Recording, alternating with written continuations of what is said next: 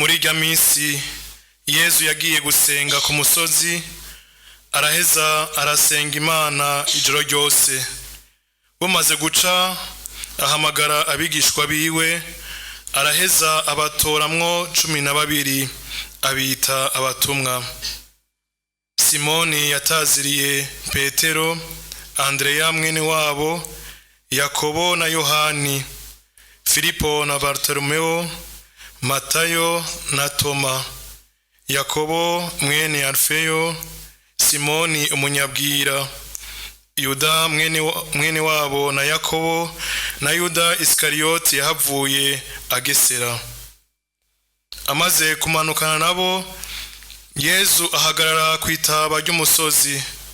Hari ishengero ry'abigishwa biwe n'abantu benshi bava mu Buyudeha bwose i Yerusalemu n'abo mu micungararo ya Tiri na Sidoni.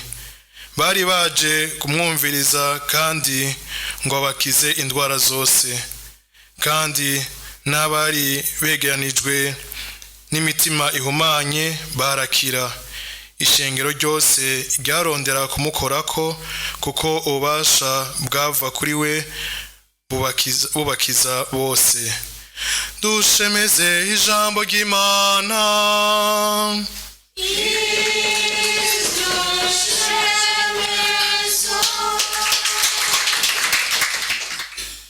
Muri Kristo Yesu ntimukiri abanyamahanga canke ba kavantara, ariko musangiye icibare n'aberanda be n'ingoro y'Imana, kuko mwubatswe kuri rya shimikiro ry'abatumwa n'abahanuzi, ari ryo Yezu Kristo.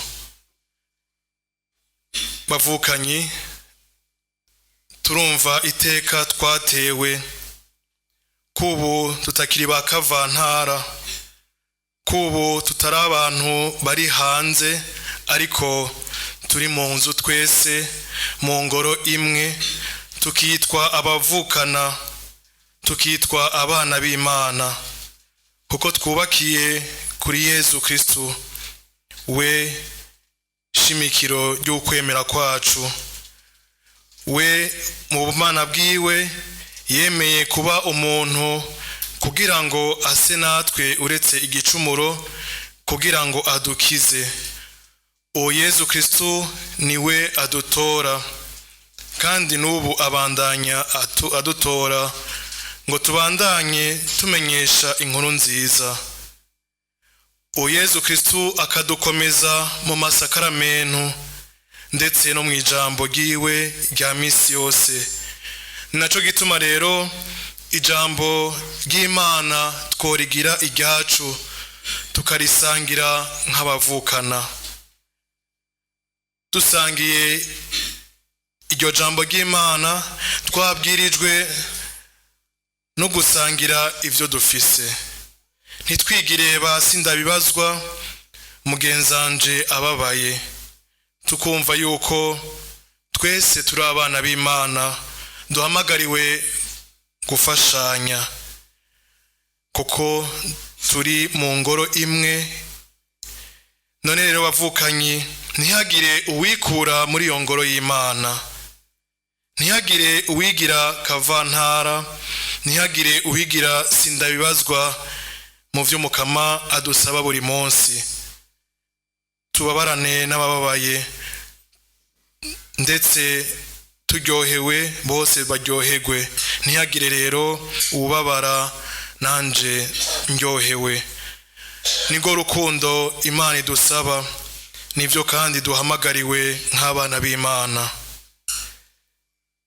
Ninaco gituma abavukanyi byose twobirangura mu gisabisho, kuko igisabisho nico kidukomeza, nico kidufasha kubandanya twunze ubumwe. Twumvise mu nkuru nziza ko Yezu Kristo mu gutora abatumwa yabanje gusenga. Nta kintu Yezu akora atabanje gusenga. Natwe duhamagariwe yuko ata kintu na kimwe twobwirijwe gukora tutabanje gusenga, kuko muri ico gisabisho niho turonka umuco w'ivyo dukora, w'ivyo tuvuga. Iyo Mana niyo iheza igakora muri twebwe. Yezu rero yarasenze, amaze gusenga araheza aratora abatumwa. Yatoye abashaka, araheza arabatuma, kandi suko yatora intungane gusa, kuko mubo yatoye bari mu mice myinshi n'ibikorwa bitandukanye barangura. Ivyo rero bikatwereka yuko natwe Yesu adutuma, adutora ataravye ico turi. Mu kudutora kandi niwe aheza akadukomeza. Ninaco gituma uwatoye atogira ubwoba, kuko Mukama niwe amuhagarikiye, niwe amukomeza. Rero tube vy'ukuri abatumwa ba Yezu Kristu barangura ico ashaka. Yaratweretse akarorero ngo natwe twisunga ako karorero mu bikorwa vyacu vya misi yose. Ndetse kandi arababara arapfa kugira ngo natwe atwereke yuko amaze kudutora ko tuzobabara nk'uko yababaye, ndetse bakatwica.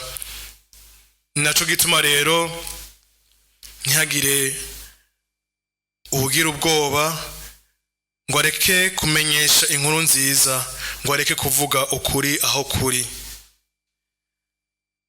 Kandi dukore ibikorwa vyiza bihimbara Imana, ibikorwa bikiza abandi. Mu bikorwa Yezu yakora harimwo no gukiza. Natwe turondere gukiza imitima. Hari imitima myinshi igwaye ikeneye gukira.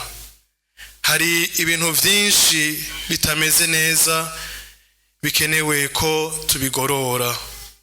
Twishimikije rero Yezu, vyose turabishoboye. Turondere kwama tumwegera igihe dufise amagara make, kugira ngo dusubire turonke inkomezi zo gusubira kuvyuka.